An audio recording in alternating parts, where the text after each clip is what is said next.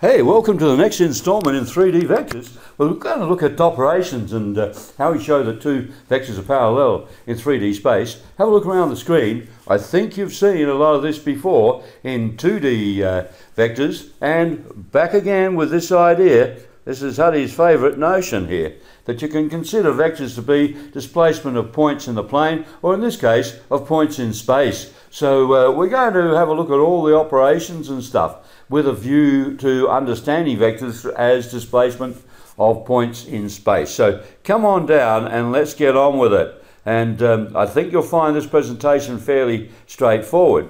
Here we have some things we've done before, vector addition and negative vectors. Vector addition, of course, is the sum of two displacements. A displaces this point from here to here, B displaces this point from here to here. So if you take a point down here and displace it to there, A, and then add the displacement of B, it would end up there. So this vector addition through a triangle or a parallelogram is quite easy to understand. The overall displacement of this point right around to here is called the resultant vector A plus B. And this isn't a bad idea. Think of taking a point down here, displacing it to here in two ways. The long way around the outside or the direct way. And those two vectors should be equivalent, shouldn't they? The sum of the displacements. What about negative vectors? Okay, just means the displacement is negative. In maths always means opposite direction. Okay, opposite direction. So what it means is you're going to displace not a point from here to here, but in reverse, from there to there. Same direction in the sense of orientation in space, but going in the opposite way.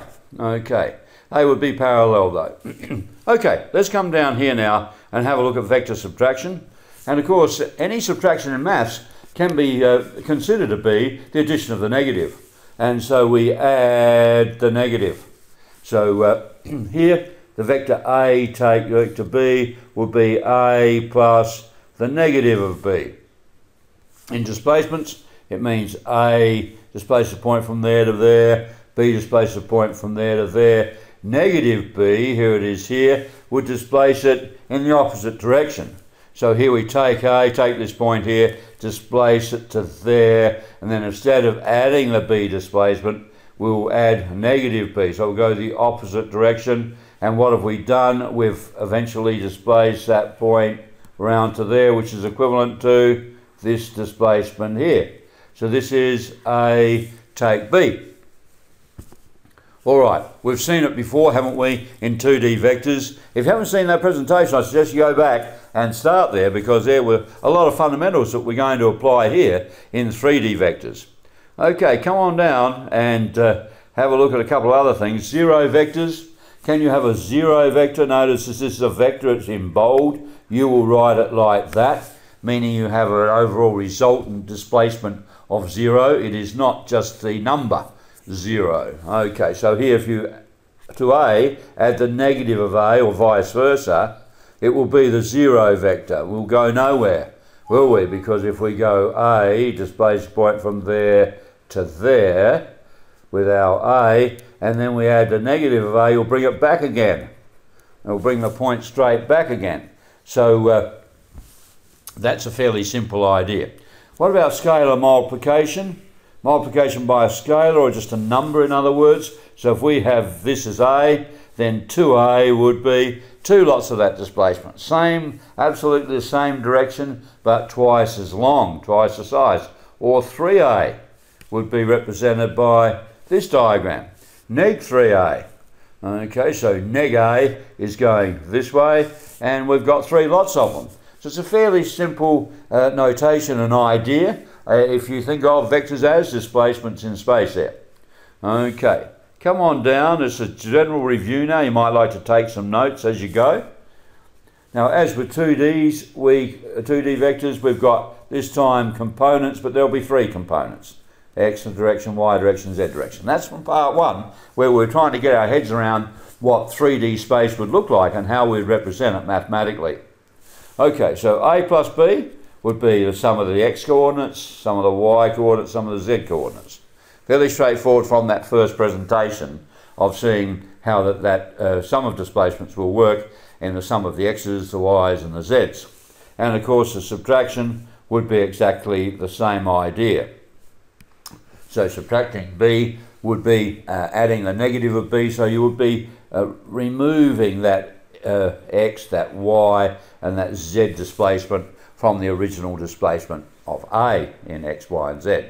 And of course if you want to make a vector k times as long, and it's got to be perfectly in the same direction, then you must multiply each of the components by the same constant. Otherwise, if you don't, it won't be parallel, it won't have the same direction. Okay, so we've got to multiply each of the components by that constant, that scalar. All right, must be time to actually start some exercises in a minute, don't you think? Okay, so here we are, properties of vectors summarised. Might note these down. A plus b is b plus a. So obviously here, if you displace a point A and then B, then overall that was where you took the point, A plus B. And of course you could have done B first out here, so that's B, and then A out there, and so that would be A plus B. And of course these two vectors must be supposed to be the same length, not a very good scale drawing there. They would be equal because they have the same direction and the same length, not in the same scale there. That's a bit of a mess there, but getting the idea. Okay, what about this? It doesn't matter what order in which you do, this is distributive law if you like, in what order you do the displacements, you will end up displacing the point to the same end result, same resultant. And if you add a 0 vector to a vector A in either order, it doesn't do anything because the 0 vector implies 0 displacement. Okay, so that's the idea there. And of course if you add the negative of a vector to itself, you'll get the 0 displacement here. And the Ka, the length of the vector k times a is k times the length of a.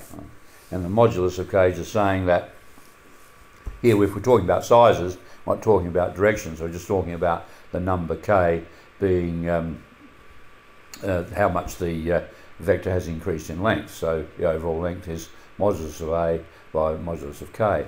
And of course we're going to have a look at this. This is going to be parallel to the original vector.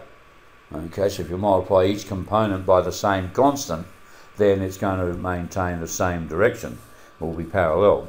So we're going to practice some of that stuff. So screen clippings here from Hayes and Harris publications. So let's have a look at some exercise and get into it.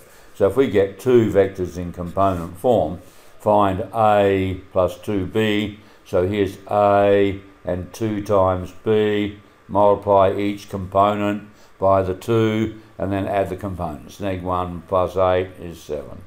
2 take 2 is 0, etc. 2A take 3B over here.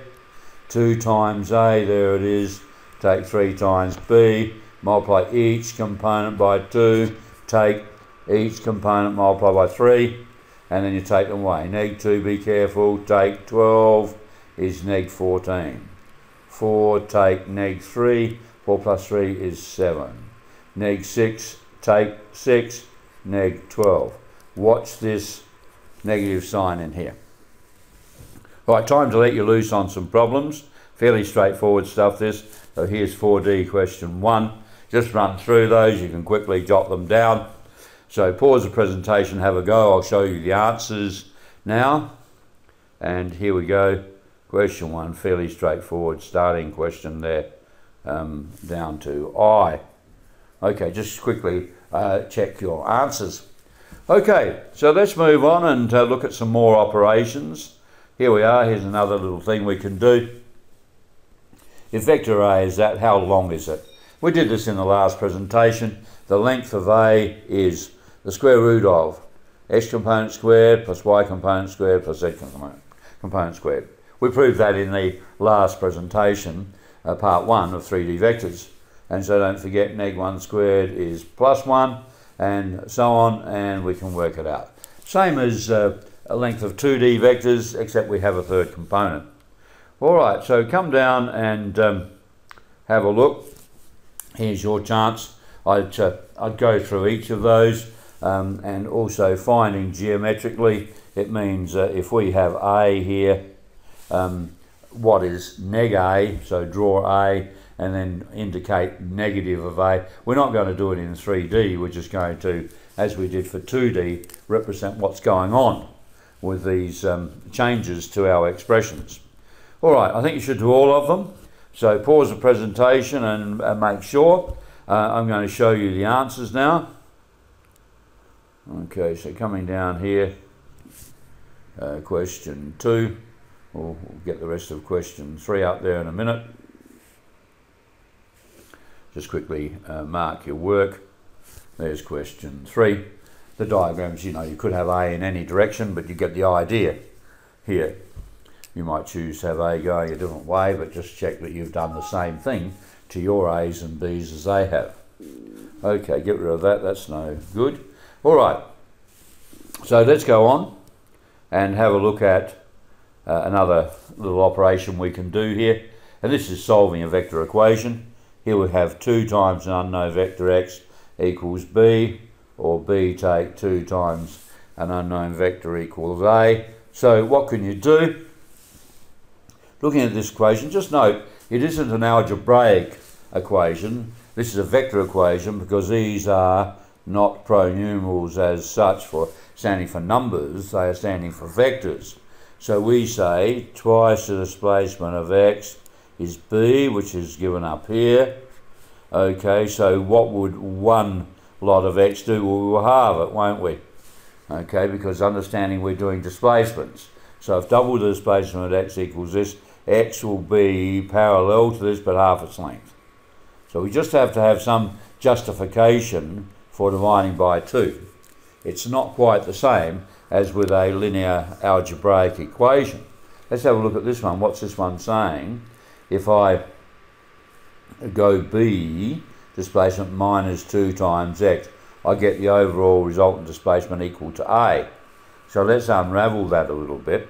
So here, if we from this side remove the displacement of b, so we've just got the overall displacement neg 2x, we would have to do the same over here.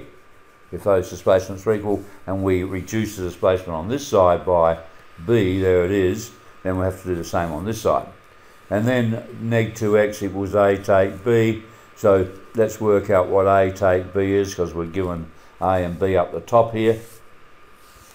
And then we've got the same thing. First of all, reverse the direction of this one by putting a negative there, and then halve it. Because this is saying minus 2 times displacement x is equal to this overall displacement. First of all, reverse it, and then divide by 2. So we then have the overall vector x. So it's the same idea as linear algebraic equations, but the reasoning is a little bit different. Okay, so come down and have a look. Here's some for you. Solve for x. I don't think, oh yeah, we might be able to get them all on. Yep, solve for x there. So have a go at that. Have a go at this proof. This is important here. I tell you what to do. I do left hand side, right hand side, and show they're equal. I want to talk a little bit about this figure down here and getting these vectors. Just remember 2 things. Number 1, the sum of vectors around a closed figure is 0. Okay, that's important. If you go back to the beginning, you actually haven't gone anywhere. Okay, so if you go A, and then B, and then C, and D takes you back there, you can say the overall sum was A plus B plus C plus D, and you came back to the beginning, so it's a 0 vector. And the other point here is the 2 ways of getting a resultant displacement. Okay, 2 ways of representing a displacement, if you like. So running out of room here, just come down a bit. Here, so if for example we said A plus B plus C, we've actually taken this point right around there to there. So we could do it the other way. That would be equivalent, wouldn't it? So this vector is equivalent to A plus B plus C. So there are two ways of talking about displacing that point from there to there. The long way or the short way. And so that's a way of thinking about relationships between points in on a diagram here. So thinking about A to D as displacing A to point D. This displacement idea is very powerful. Okay, so let's just go back up here a little bit. So there are our problems, right? So pause the presentation, have a go, and I'll show you the answers. Now, you probably need to move forward in the video as you do each question to make sure you're getting them right, and then toggle back. Okay, so here are the answers now. So here we go. There's question 4 and 5. Let's go to 6 and 7. 6, 7 and 8 we've got on there now. And now let's look at 9. There's 9. Okay, so how are you going? Let's move on then. Let's have a look at this one. Okay, so we've got A, B and AC are given, find BC. How can you do that? Well, let's have a look. Let's use the convention in maths of labelling around a figure, A, B, C. Okay, we've got to go in a certain order. So this is more relevant for a quadrilateral. So this is what they're talking about. So that's AB, AC, and BC. That's how they're getting this result here. Okay, so BC, we want this vector, displacing this point to there. How would you do it? Well, BC is one way of doing it, but you could travel down here, BA, around the outside, like I spoke of before, plus AC. So that's where they're getting that idea from. Displacement of B to C is the same as going the long way around here. Okay, so then we can do that. BA is the negative of AB. There it is there. And plus AC. So if you do that, this is plus 1 plus 2 is 3.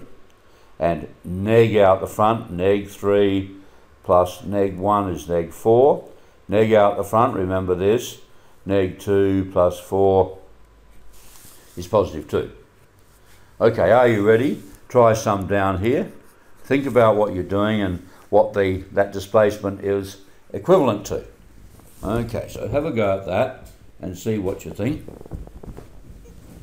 Okay, let's have a look at the answers. Here are some for you. So that's quite well set out there, so you can have a look at what's going on. Just watch the negatives in here when you have to multiply each component by a negative. All right, come down, and are you building up some skills? I hope so. Here we are. We're going to look at parallelism and then creating unit vectors. So two vectors are parallel when one is a scalar multiple of the other. So what we're saying is they'll be parallel if A is KB, or B is KA if you like. A is KB. So what it's saying is that scalar is just changing the length. It does not change the direction as such. Okay, so it's parallel to B, and you can say their lengths are connected by modulus of K times the length of the other one, as we did before. Okay, so here we are. Let's have a look down here. If A is that, it would be parallel to this one because it's doubled each of the components. And also it would be parallel to C because here it's what 4 times this C is 4 times B's components. So they're all therefore able to be written like this. A is 2B and A is a half of C, and so we can say they are parallel. And here's another one. D, if it was neg 3, neg 9, 6, it's neg 1.5 times or A is neg 1.5 times of D. Okay, so that's the idea here. A is neg 3 over 2 times D. Actually, I think they've got that around the wrong way, haven't they? Here we can say D is neg 3 over 2 times A, I think. Yes, I think that's around the wrong way, isn't it? If you multiply this vector by neg 3 over 2, you don't get A.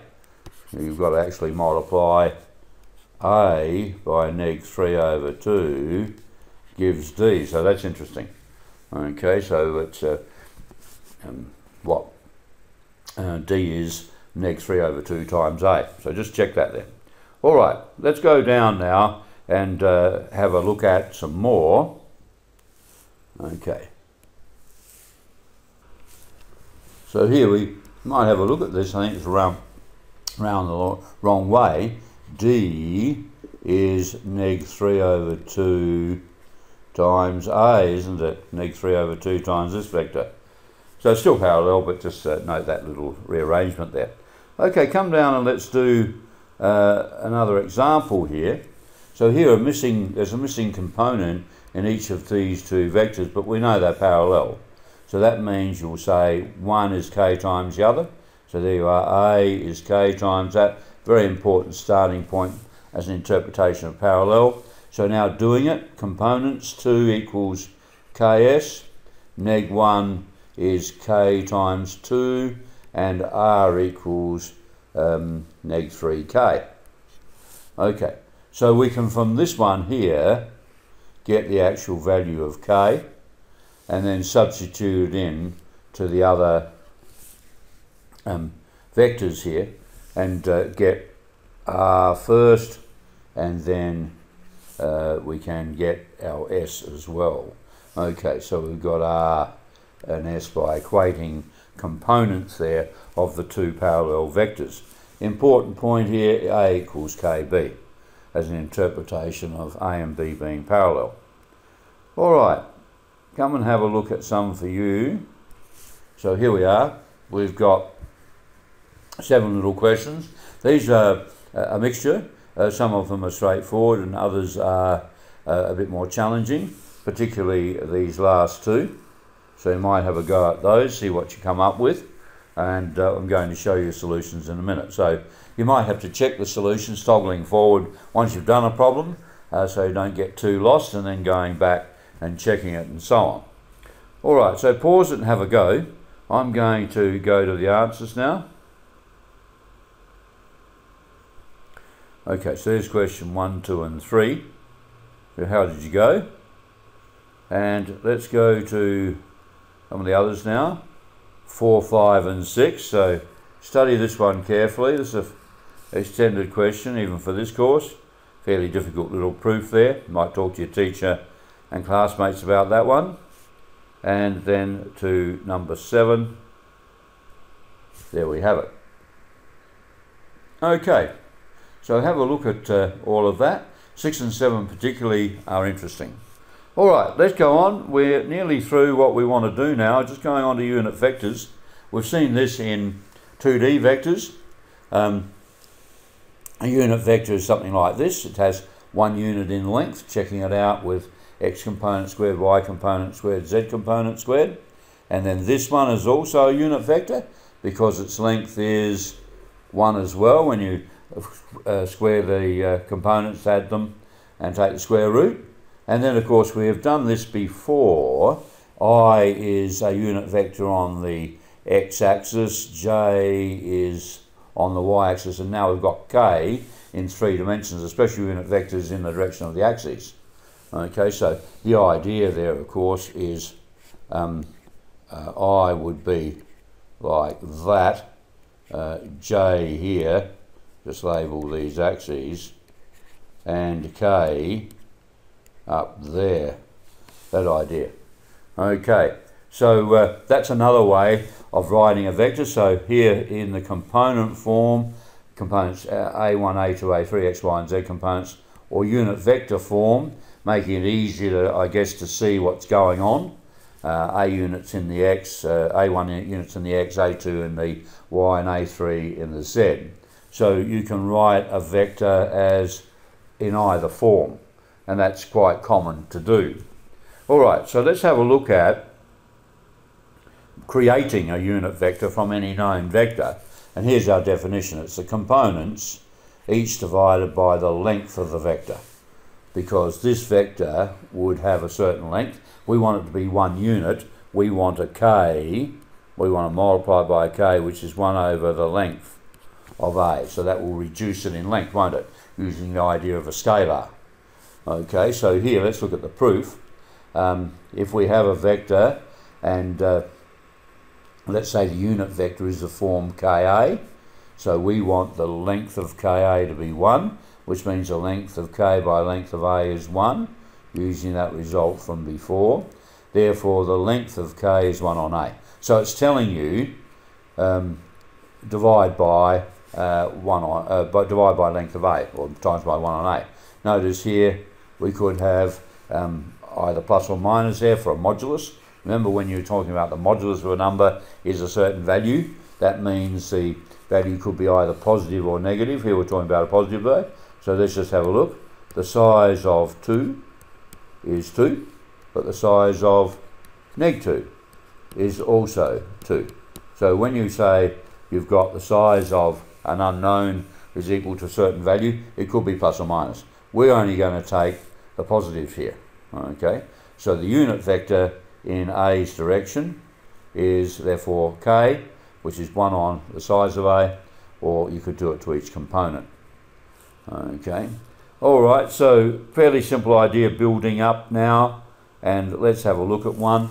So if we have a given vector, the size of it is the square root of x component squared plus y component z component squared, and therefore this would be the unit vector in the direction of A.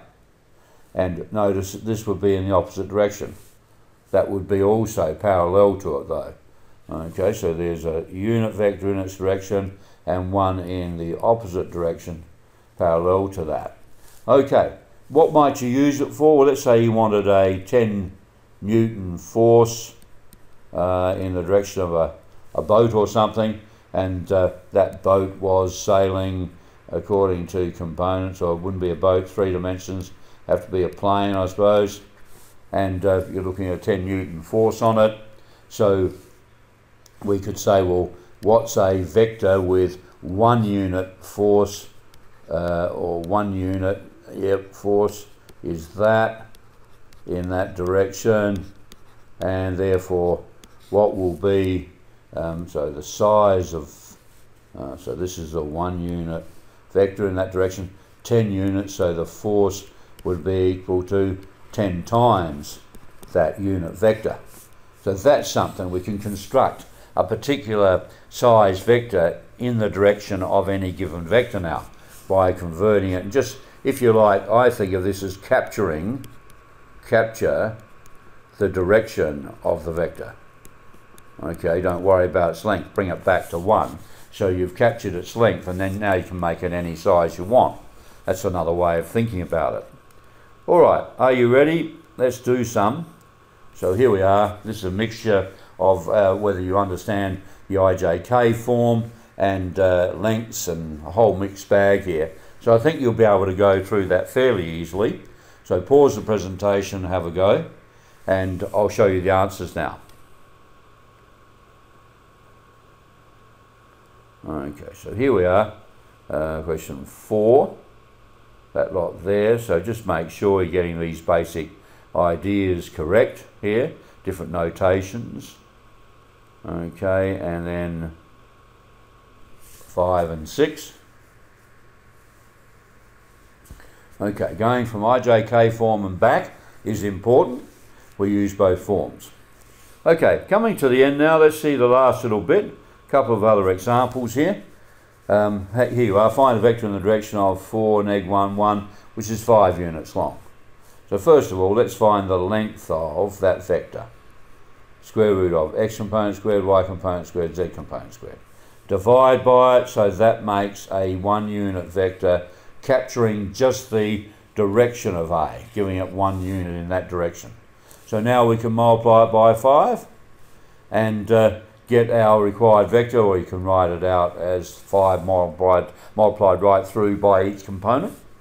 So we've constructed a vector of a required length in the direction of a given vector. Okay, so here we are. Here's a chance for you to do something with that. Have a go. All right, I'll show you the answers now. There we are, question 7, just a little question there. A bit of fun for you there. All right, let's move on, and we're nearly finished up here. So here we are. If A is that point and B is 2 root 3 units from A in that direction, find the coordinates of B. Okay, so here is a little trick. You could start with the origin, and you've got a point, and you want to know where B is. So you will say O to B. If I found that vector, it would be the same as OA plus AB. And what will we do? Well, here is IJK written as a unit vector, and we want 2 root 3 lots of it, because we want B to be 2 root 3 units from A. So this is not a bad approach coming from the origin, and therefore what we get then is the vector OB is 1, 1, 4, and because it's coming from O, it's a position vector, and that means the coordinates of B would be equal to those components of the position vector. Okay, so just note that, there it is there, the key thing, 2 root 3 units from A means it's going to be 2 root 3 times the unit vector along that line AB. All right, so you've got to be thinking about how to put this together. I suppose that's the trickiest part of the specialist maths here, of how to put the pieces together and solve a problem. Okay, let's look at question 8 here. There's one for you. So probably starting from the origin is always a good idea, and creating your little diagram there. A diagram, I think, is important to have a look at some of these things. All right, I'll show you the answers now. Okay, that's very good. All right, sorry about the blue across that. All right, see how you're going. Hope getting a few right there. Might have to go back and check some of the examples to be sure. Okay, moving on. All right, this is an important area now. Collinear points and ratio of division. Now, the idea here is if points are collinear, they mean they're linear in company with each other. They form a straight line. And so what we would say is, here we are, the vector A to B, there's vector AB, and B to C must be parallel. Okay, here it is over here. AB must be parallel to BC. And they share the common point. So if AB is parallel to BC, you could write that. Because that's a common point, parallelism results in collinearity, if you like, because they share the common point. It wouldn't be any good if you did AB and CD. They could be parallel, but you don't know that they have anything to do with collinearity because they're not sharing a common point. It could be on a different line altogether. So just note that idea. You must have a common point here, so that the parallel nature of AB and BC means AB went to B and went to C. So that's the idea, all in a straight line.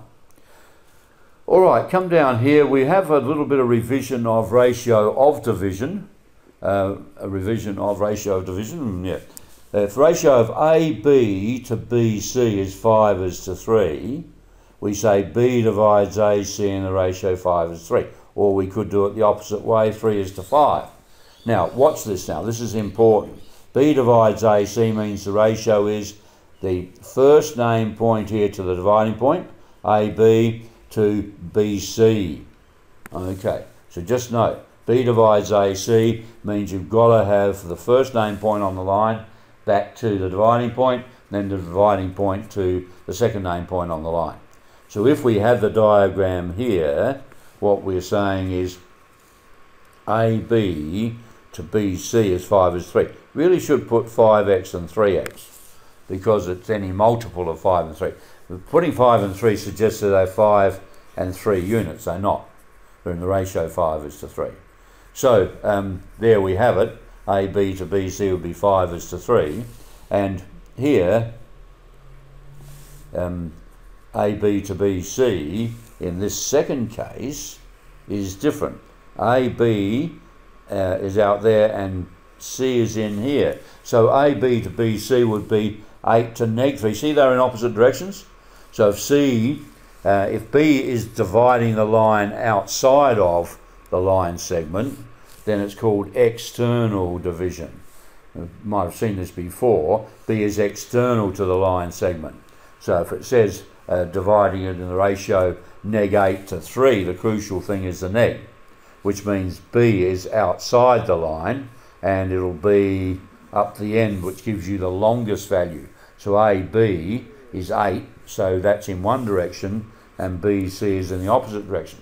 So you have internal division where the dividing point is within the specified line, and you've got external division where the dividing point is actually outside the line. You'll get a negative ratio. All right, let's have a look at this. So here we are. Prove these points are collinear and find the ratio in which B divides CA. So we'll come back to that. Let's do some vectors, AB to BC, and we see that BC is 2 times AB, looking at each component, 10, neg4, neg8. Okay, so B is parallel to AB, and since B is common to both, AB and C are collinear. It's important to put that argument there. Okay, let's do the ratio division. B divides CA. So it's C to B, remember the rule, and then B to A. Okay, so it's that vector to that one, and we've already said it's 2 to 1. So therefore B divides CA internally in the ratio 2 to 1. So it's important to just be aware of this convention here. B divides CA means first name point on the line, C back to B, then B to A convention. All right, here's another problem. Here we have 2 points. Find P if P divides AB in the ratio 3 to 1, and then externally. Let's do the first one. AP to PB, right? There it is. P divides AB. So it's AP to PB is 3 is to 1. Okay, so what does that mean? AP, here it is 3 times PB. So you draw that little diagram. Then you can come from the origin again and go OP is OA plus AP. Okay, which is OA plus AP here is 3/4 of AB, because we know what AB is, or we can find AB here. There's AB, A to B as a vector. Okay, so we're going to put in OA, which is a position vector, so it's just the coordinates of that, O to A, and then A to B as a vector, 3 take neg 1, etc. So we've got it there, and then we can add them, and we've got the position vector OP, so P has just the ordinary coordinates equal to the components of the position vector, because you're coming from the origin. Okay, what about the second one? Q divides BA externally. So that means BQ, first name point back to the dividing point to QA, is neg 3 is to 1. Let's see if we can draw it. So BQ is neg 3, and QA is 1, coming back the other way. So in other words, Q is outside the line BA to get that negative, and it's further away from B because that was the biggest value. Okay, so the diagram is extremely important here. Again, coming from the origin, we need to try and find our Q outside, so we can say O to Q, the vector we want to find from the origin, is OA, go out to A again, and then plus A to Q, and A to Q, let's look at it here, so it's OA, O to Q, okay, so A to Q, sorry, so this vector up here, A to Q, this vector, A to Q is what, a half of B to A here, because that was 2 is to 1, or should use 1x and 2x really. So A to Q is a half of B to A. We can work out BA, we can work out OA, position vector straight across there, and add them up, and that's a position vector of Q, so Q is the same coordinates because it's coming from the origin. Now there is an easier way of doing this type of problem. Let's have a look at it. A, P, B. This is the first one again. A is neg1, 4, 7, and this is 3x to 1x. P is not known. B is 3, 0, 5. So you could let P be A, B, C and do this. That is to say AB equals what? In relationship to AP. So this is 4 over 3 times AP. Okay, and therefore you've got our AB was what? AB was 4 neg 2 equals 4 over 3 times AP, A plus 1, B take 4, C take 7. And you can solve this with little equations then. 4 equals 4A plus 4 over 3, and therefore get 12 equals 4A plus 4, 8 equals 4A, A is 2. And do it for each of the components. Notice you use, you wouldn't use AP and PB because you'd have the unknowns in both parts here. So use A to P and then a known vector. And you could do the same thing for here. So that's not a bad trick. Well, that's not using the origin then, okay? You can use P as A, B, C and do little expressions like this to work out where P must be. Okay, so you might try both ways. All right, come down and have a look. 4E3, here we are, coming to the end now. So lots of external division here. So you might try that in a couple of different ways. I think it's not a bad idea to actually draw a diagram here. BC, Q divides BC internally. Okay, so that's BP to PC. Find it in there and let it be ABC and work out some expressions using maybe BC and BP. Do it that way, I think it's quicker. All right, have a go and see what you think. I'll show you the rest of the questions now. 5 and 6. All right, so that's good. This one's an interesting one because it ends up resulting in a formula for ratio division that you can use in coordinate geometry. So that's useful. All right, have a go and I'll show you the answers. We're coming down here, some answers for you. Question 1. Question 2. Question 3 and 4, or part of 4, got to get the rest of it up there.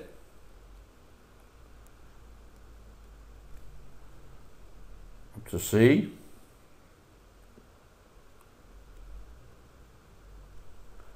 Just bring D and E up here. D and E.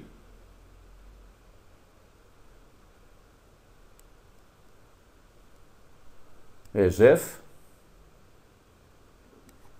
And question 5. And question 6. Well, I hope you're happy with all these skills you're building up. You need to start thinking though to try and remember all of this stuff. There'll be a few more presentations. I think there are about 3 more on 3D vectors in this course. So I hope to catch you then. Cheers for now.